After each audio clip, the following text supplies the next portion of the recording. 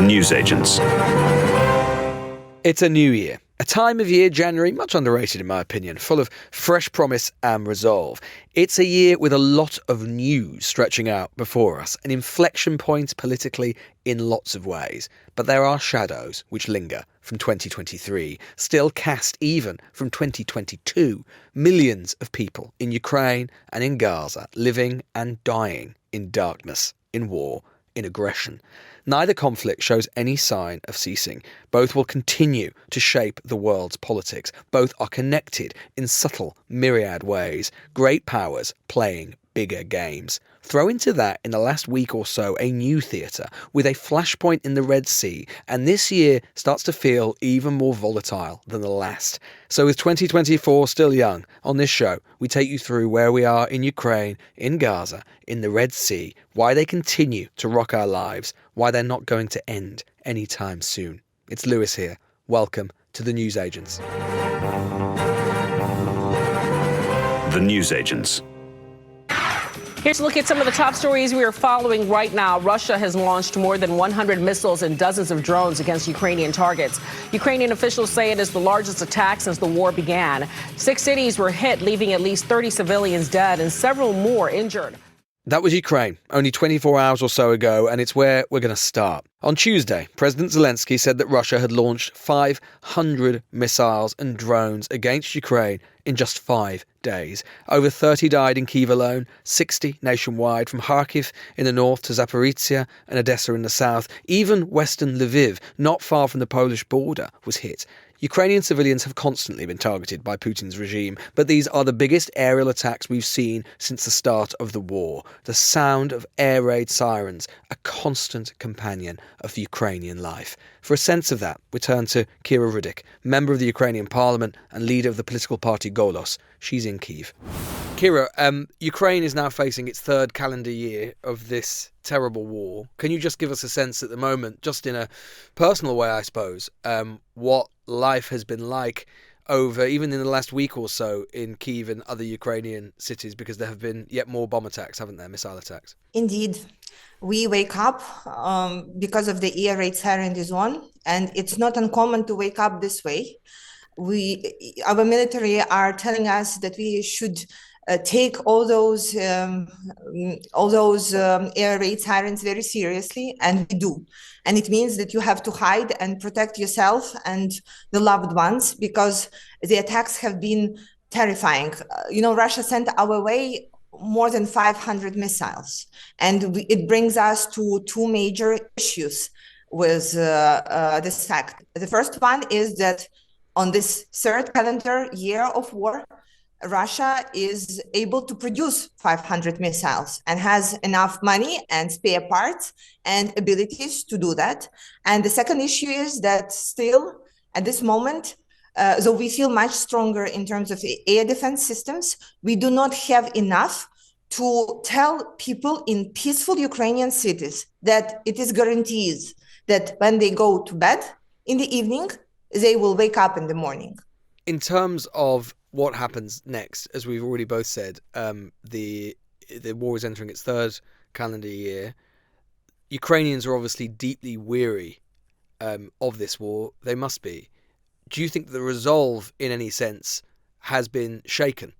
To answer this question, I need to talk about what happened to my home a couple of days ago and what I have witnessed. So I woke up because of the air raid siren on January 2nd. It was 7 a.m. And I was on my way to under the stairs where we usually hide during the attacks. And then there was an explosion. It was not very close. It was really like maybe 600 meters or more.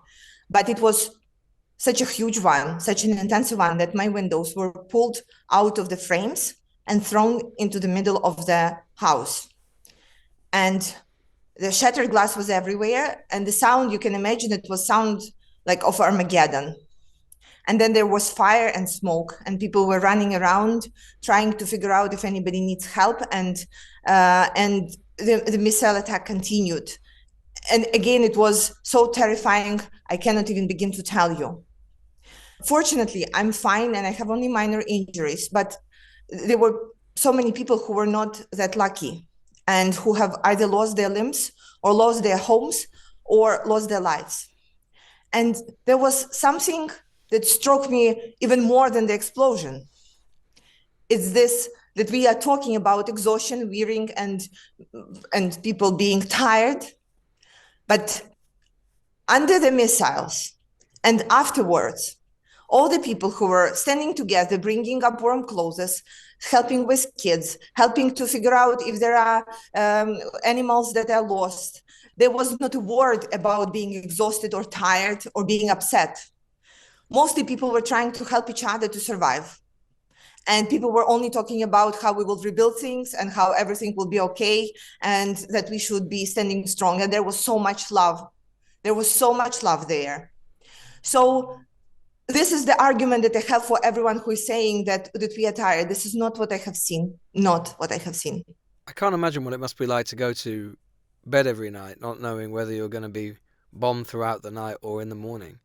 It must be psychologically, if nothing else, so debilitating.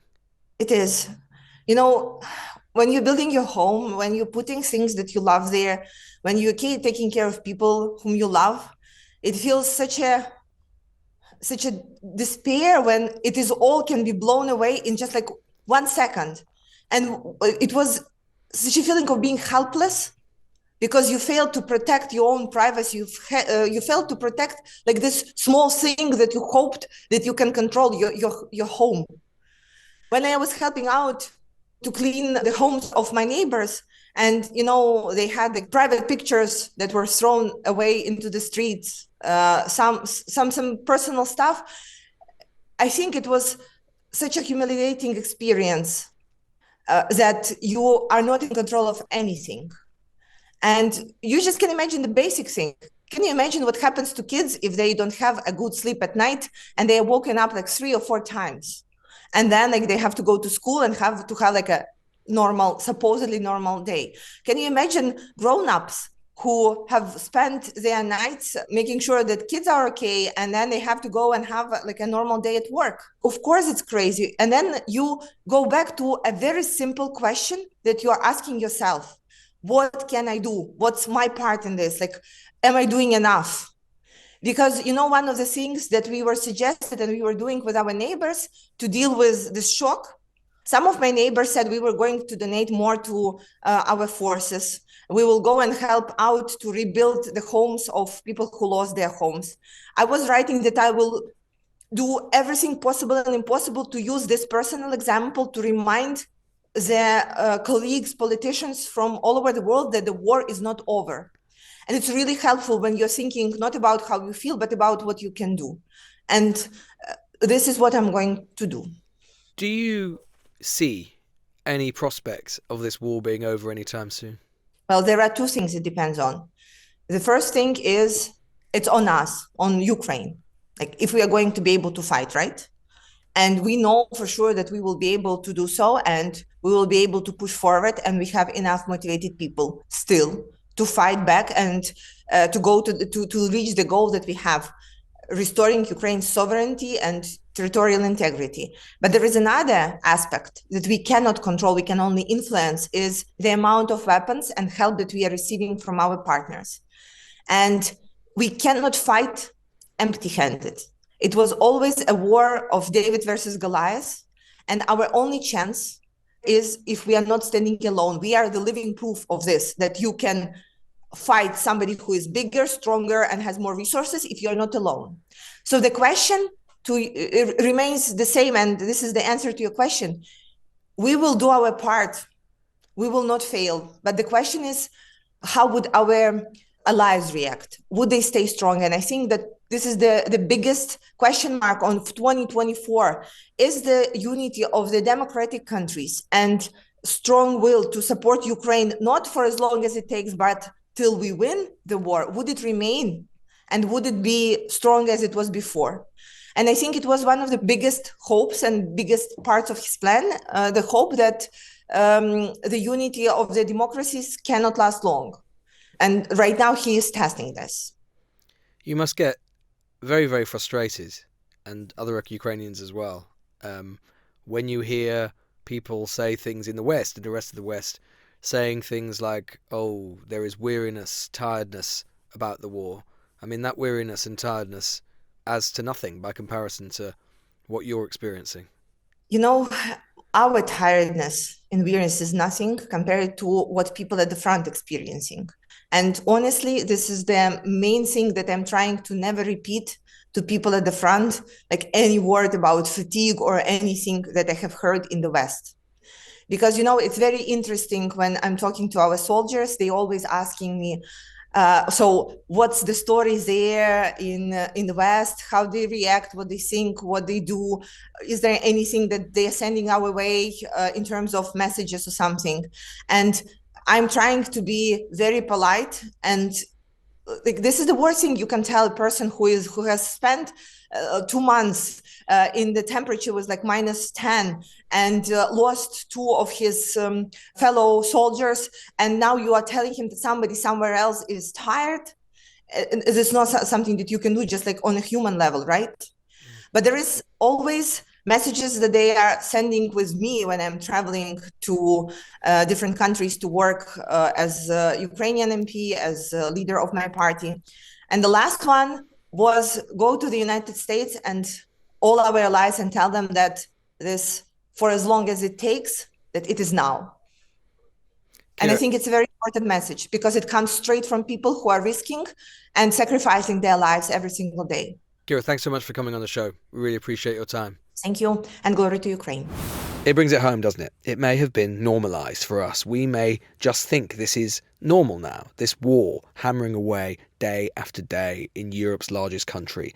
But it's not. Worse, the conflict looks more like a proxy war than ever, pulling together the axis of Russia, Iran, and to a lesser extent, China. The US confirmed yesterday that some of the most recent batch of missiles used to attack Ukrainian cities and the launchers which went with them were manufactured in North Korea. This sits alongside the significant armament deliveries, especially drones, which Iran has been providing. And Russia's economy, which the West had hoped to cripple, has proved surprisingly resilient. Considering how severed from most of the West it's been, its GDP is actually forecast to grow faster in 2024 than the UK's. It's also re-geared itself to become a war economy with significant rearmament. The West hasn't done anything close to the same. So a smaller economy is proving a match for what in theory should be more than its equal. Meanwhile, Ukraine is running out of arms, running out of men, running out of money. The last US military aid package to the country, worth $250 million, was approved by the White House on the 27th of December, but the bigger package remains bogged down in congressional talks with the White House, with Republicans proving increasingly reluctant to sign the checks to provide more support. This feels more and more like an endless war of attrition. Someone who follows the military and geopolitical situation extremely closely is Lawrence Freedman, Professor of War Studies at King's College London. Could we start, Lawrence, by just setting out exactly where we are as the war enters its third calendar year, the war in Ukraine? What is the state of play in broad brushstrokes? There's been very little territory taken by either side. Ukraine has got a bit more than it had in some areas at the start of the war. It's liberated some, but not as much as it hoped to. Russia has put enormous effort into taking more territory, very little to show for it, and what it's taken has been battered to pieces. Last year, at this time, there was a major Russian campaign against Ukraine's critical infrastructure.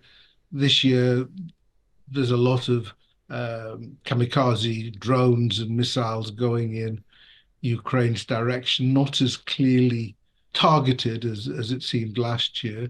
So that's carrying on. Nobody's got any idea about how you bring it to an end because the differences between the two sides remain stark. Essentially, Russia wants Ukrainian territory and Ukraine wants its territory back.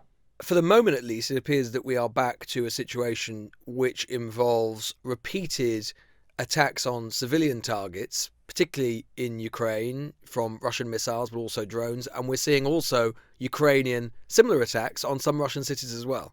The Russians have made this much more a feature of their campaign.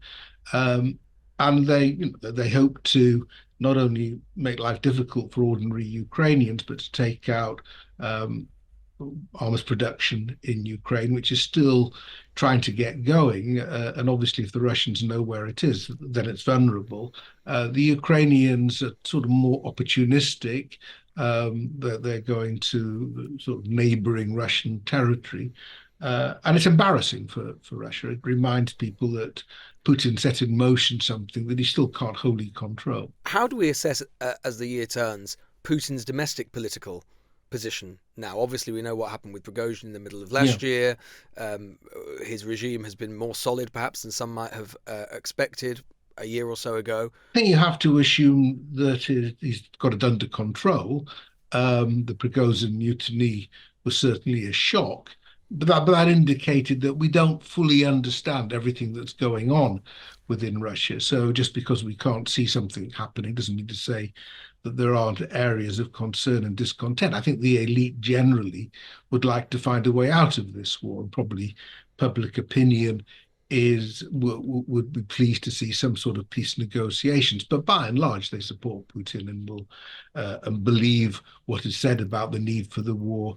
I think Putin's problem is that if he can't make this current offensive succeed, and an awful lot of effort is going into it, then it's a pretty frustrating situation for him, because he can agree to a ceasefire, but what he'd be left with is a pretty ruined and depopulated part of Ukraine, full of mines and unexploded ordnance, not particularly coherent, difficult to integrate fully into the Russian Federation, which will have to be defended against a hostile Ukraine for some time to come. So I think he wants a much more definitive outcome than the one he's got at the moment. So my feeling is that the date that he currently has in mind is 17th of March, which is the presidential election, which he's obviously going to win because it's rigged.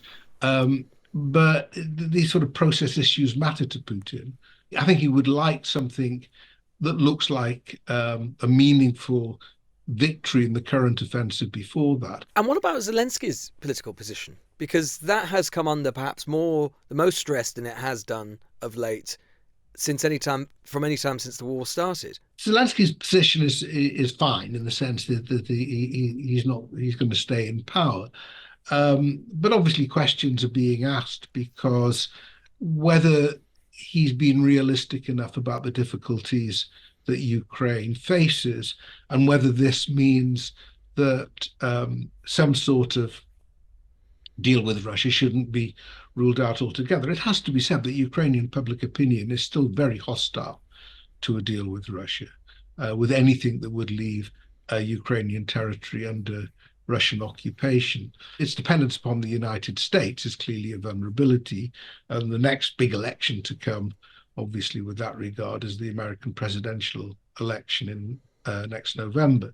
So there is concern on the Ukrainian side about their ability to keep all of this going. At the moment, it looks like they can, but we're waiting now to see what happens in Congress when it returns, whether the big new package of assistance for Ukraine can get through the House of Representatives. And if it doesn't, then Ukraine is going to feel the pressure enormously in the coming months, never mind after the presidential election. Because there is no supplement, there is no alternative, certainly no European alternative to American military aid over the course. Well, one shouldn't underestimate what Europeans are doing, but it doesn't. You still need the Americans. You can't manage without the Americans. Certain things the Americans can do, which nobody else can do. To be clear, if the Americans were to stop supporting Ukraine, either because the military package can't get through Congress, and or Trump is elected in November and we assume that the aid stops, does Ukraine lose the war? Personally, I think it carries on, but will lose ground, and will be under enormous pressure to accept a ceasefire. And I think that's what Trump were elected to begin. If he were, I think that's the sort of deal he would be offering. I mean, he said he'll sort it out in 24 hours, the sort of thing Trump says. I think Putin if he feels that he has Ukraine on the back foot, will want to carry on to try to finish off the job, and in which case it's not inconceivable that Trump would decide that he has to support Ukraine. You can't predict the man. So we don't quite know what's going on, but certainly it's a prospect that doesn't infuse Ukraine. And I think they're very worried about the coming months because of the ammunition shortages and air defense shortages that they face. And assuming they get through that, then they were hoping that towards the later part of next year, they'd start to be in a better position to fight because more ammunition should be coming through from the US as well as Europe. So if that isn't happening, then it's a pretty gloomy prospect, but not one I think that would lead them to just give up. Professor Friedman, thank you so much for your thoughts. Really, really valuable. Thank you. Bye-bye. The thing I come back to is that idea of weariness. It does stick in the craw if you're Ukrainian to hear us, of all people, sat safely in our beds, talk about being tired, when day after day a country is fighting for its own independence in a war in no way of its own choosing. We'll be reporting more on Ukraine over the course of the year, but when we come back, we turn our attention to the Middle East.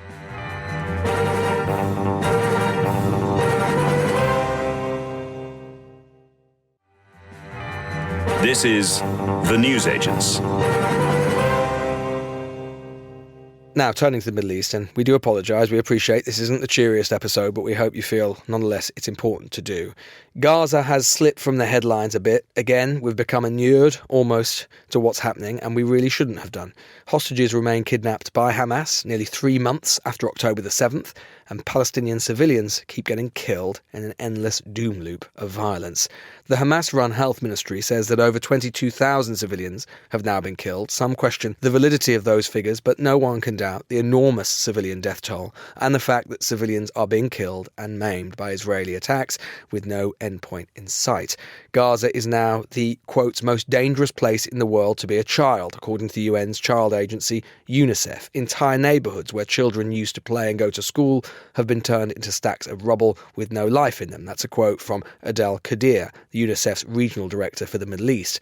The former Pentagon intelligence analyst Mark Garlasco has said to find a similar density of high explosives used in a small populated area, we might have to go back to the Vietnam War for a comparable example. Here is Ite Efstein, special advisor at the Norwegian Refugee Council, himself an Israeli, addressing the UN Security Council this week, talking about the humanitarian situation in the Gaza Strip. The unprecedented levels of loss and destruction require our collective efforts to help meet basic needs and redress the starvation of the civilian population of Gaza, ongoing at this very moment.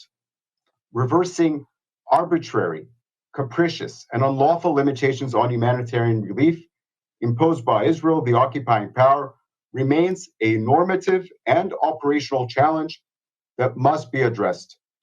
Mr. President, as Israeli military operations in Gaza drive civilians closer to its southern borders, the looming possibility of mass deportation of Palestinians to Egypt grows. It's difficult to get first-hand accounts from Gaza. The internet is patchy at best, but we managed to make contact with Asil Musa, who's a Palestinian journalist living there. Actually, the situation on the Gaza Strip is dire. Since October 7, we have been under continuous Israeli air, artillery and naval bombardments. We certainly don't feel safe or stable. Actually, my family and I have been displaced twice. More than 1 million Palestinians in the Gaza Strip are displaced. People now are living in tents on the streets and in UNRWA schools, and there is severe shortage of food and water. Actually, we barely have access to water, and what we do have is not drinkable. And some of my family members felt sick because of drinking such undrinkable water. In reality, my family and I are now homeless, and to be honest, there's no hope. How can we find hope? Throw into this two new developments in this tinderbox of a region. The deputy leader of Hamas being killed in Beirut, widely believed to be an operation conducted by Israel, and what is happening in the Red Sea, with Western ships being attacked by Houthi rebels from Yemen. The Houthis are one of the sides of the Yemeni civil war, and they've taken to attacking these ships in one of the world's busiest shipping routes in reaction, they say, to what's happening in Gaza. All of these things are part of a geopolitical web. To discuss that and what might happen next, when the Israelis might stop the war, at least for a while, we're joined by Tim Marshall, journalist and author of the book Prisoners of Geography. Tim, can we just rewind a little bit? Can we just explain exactly who the Houthis are, how they relate to what has been going on in Yemen for some years now, and why they are targeting ships in the Red Sea? Yemen is and has long been geographically split into two: the north, where the mountains are at the top on the border with Saudi Arabia, and the south, which is along the coast of the Red Sea. And the Houthis are from the north. They are Zaydis. This is a subsect of Shia Islam. And because they're a subsect of Shia Islam, they have good connections with the Shia-dominated leadership in Iran. So they've always, through the centuries, dominated Yemen. Around about 2000, they began to stir themselves up again. They began to fulminate about Saudi Arabia, their Sunni-dominated neighbor. And then when it got to the Arab uprisings in 2011, this was their chance to have an uprising. The uprising across the country morphed into a civil war. And by 2014, they took the advantage, captured the capital, Sana'a. They came sweeping down from the mountains in the north, which is next to the border with Saudi. And they are the dominant force that control most of the country now. Not all of it, but most of it. So that's who they are. Now, what are they? They're a mix of sort of Houthi Zaidi nationalism that believe they should be in charge of Yemen, and Shia Islam that says we have to stand up to Israel. Now, this is where we bring in Iran. They have to, as opponents of Israel, do something, just as Hezbollah is doing something on the northern border, on Lebanon. Obviously, the Palestinians are doing something, the Iranians are doing something. So the Houthis have been firing missiles up the Red Sea towards Eilat in Israel, and now they've begun to target shipping in the Red Sea. This sort of positions themselves as good Muslims that are taking on the dastardly Israelis. It burnishes their credentials with their ally Iran, that furnishes them with their weapons, can enrich them as well. So what they've done in the past 2 months is about 25 attacks on ships, cargo ships mostly, going through the Red Sea. Now, when you remember that the Red Sea is what connects Europe via the Suez Canal down the Red Sea and out into the Indian Ocean, well, 30% of the world's container traffic goes down that route. And now, far, far less of it does. They're going right round the whole of Africa, the Horn of Africa. It puts 2 weeks onto the time it takes to get goods from A to B, and increases the costs. And we will see those increased costs in our shops. What can, and indeed so far have, the Americans and others done to try and deter the Houthis from doing this? Is there anything they can do? Yes, there is. They already have, and this is the thing, they may be doing more soon. We'll find out in the next few days. It depends on if the attacks on the ships decline. This started about 2 months ago. As I said, there's been a serious decline in shipping through the Red Sea, with a knock-on effect on costs and on the price. The price of oil actually went up a couple of weeks ago when this began to escalate. So the Americans have put together something called Operation Prosperity Guardian. Catchy name. Yes, I'll fly a flag for Operation Prosperity Guardian. But the idea behind it is that America is the self-declared upholder of freedom of navigation across the world's sea lanes. And it's put together a coalition of about 20 countries, only which about 10 put their names to it. The others are doing it quietly because they're a bit embarrassed. Because what the Houthis say is they are targeting ships that have Israeli connections. Now, it's not strictly true. They're targeting all sorts of ships. So they've begun to escort the ships through. So some of the insurance companies are now, who have put the premiums up massively, saying, okay, we will insure the ships. Across the weekend, there was an attack on a ship. Two ballistic missiles, anti-ship ballistic missiles, were fired at the civilian ship, and the Americans responded by shooting down the missiles and then launching a helicopter, which sank 3 of the 4 Houthi vessels and killed 10 of the Houthi fighters. So that was the marker that the Americans laid down. We warned you, we've put a coalition together, you're still doing it, we've now hit you. So the next move is the Houthis. If they do it again, at that point, the Americans have this big, and the British, to be honest with you, and other countries that are involved. Do we hit the Houthis inside Yemen itself? Do we actually take out the bases where their missiles are launched from? Because that, theoretically, could escalate things. How much do you think this could escalate by? I think limited. But if you're talking kinetic, forgive the word, a warlike scenario with lots and lots of missiles being fired, I think it would be limited. The issue would be just as much economic as military. So on the military front, the Americans and others have the ability. They know exactly where these bases are. They know where the missiles are launched from, and they can take them out. The problem with it is that could then escalate, that the Houthis say, right, and anything they've got left, they will then target ships going through the Red Sea. Not all ships, I should hasten to add. Qatari ships and Russian ships would be spared. That's a relief. And yes, because Qatar is a friend of Iran and Iran is a friend of the Houthis. So at that point, if they decided to go all out against the vessels, especially in the strait, the Bab el-Mandeb Strait, which is at the other end of the Red Sea, you've got the Suez Canal at the top, runs down a couple hundred miles. Then you've got this narrow strait where if they could put enough pressure on there with their limited military capability, they could really put on a chokehold. And when you think that 1 million barrels of oil a day go through that little chokehold of that strait, without question, if that's threatened, there will be action. I mean, the timing's interesting. I don't think this is why they've done it now. I think the timing is because of October 7th in Israel.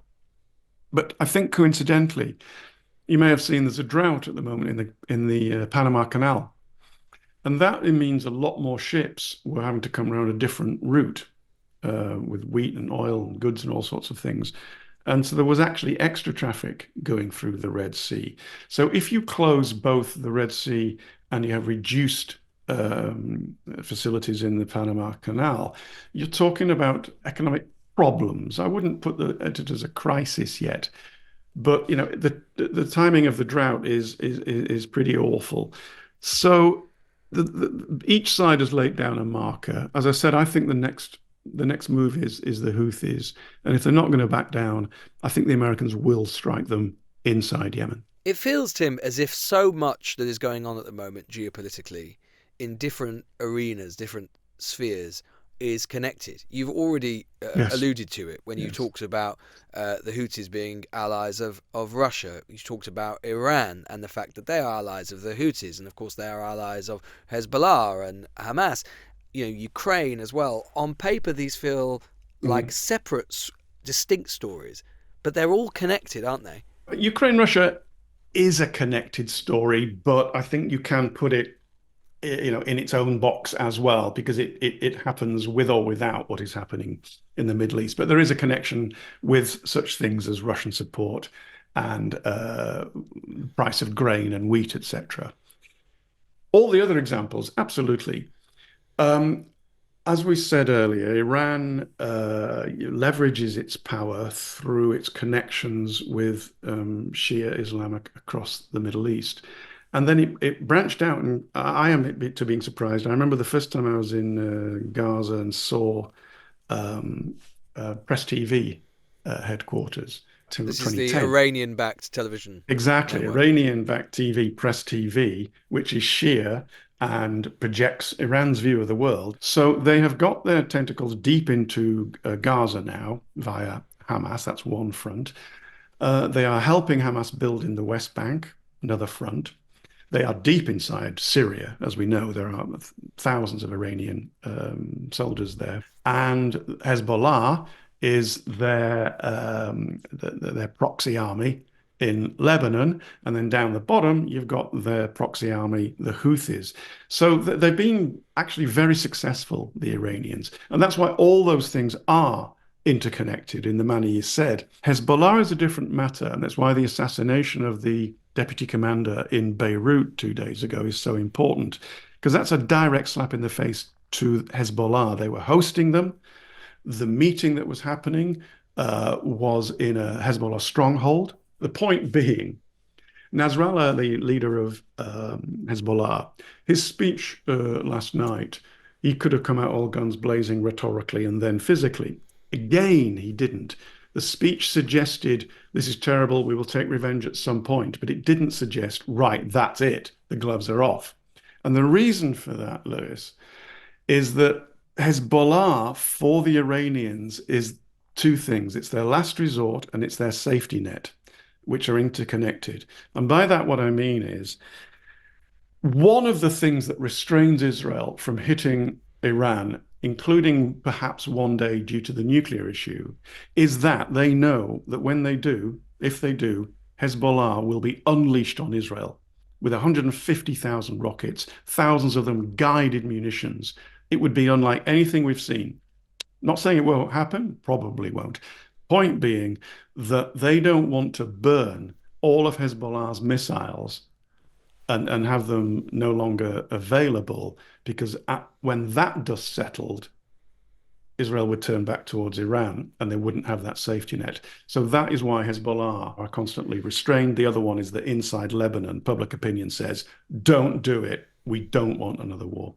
Obviously, there can be no prospect of any kind of regional stability in the Middle East and thereby global stability, really, until at least this period of offensive against Hamas from Israel is over. We know that despite the fact it slipped from the headlines a little bit, civilians are still being killed, incursions are continuing. Do you have any clearer sense now about when this might end and how it might end in terms of just the military incursions that Israel continues to make in Gaza? I mean, I can't say when it will. I can confidently guess when it won't end, which is the next few weeks. The killing of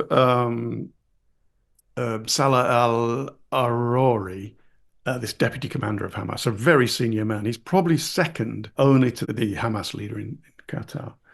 And he's making a real name for himself. And he was behind a lot of the attacks in the West Bank. But taking him out, killing him, means that any negotiations about a ceasefire are completely frozen. So we're going to have to get through the next couple of weeks of that being completely frozen.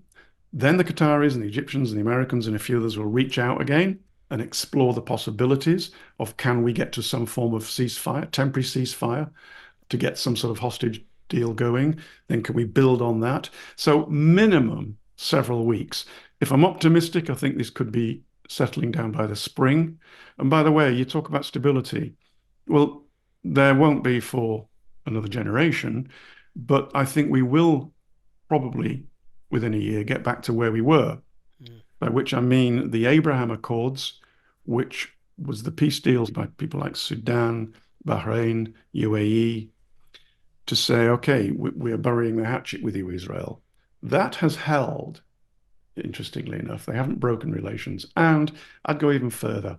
I think the idea of a Saudi-Israel coming together economically will come back onto the table sometime next year. It'll probably take well into next year, but I think it'll come back. Which, to go back again briefly to our everything being connected, is precisely what Iran wanted to try and destabilize when they were helping Hamas conduct the October 7th attack. Thanks, Lewis. A really good way of ending it, because we come back full circle, because it is still unproven that Iran knew in advance and approved of October the 7th attack, because when Hamas did that, they knew full well that the rage of Israel would fall upon them and upon their civilians. They did it knowing that.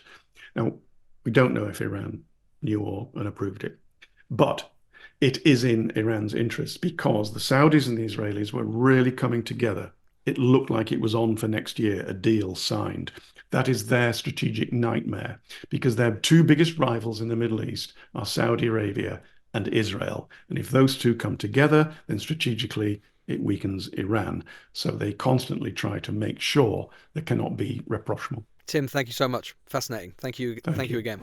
Look, apologies again. Not the most uplifting listen, but we will be keeping a very close eye on both of these stories, as you would expect. Meanwhile, stay with us.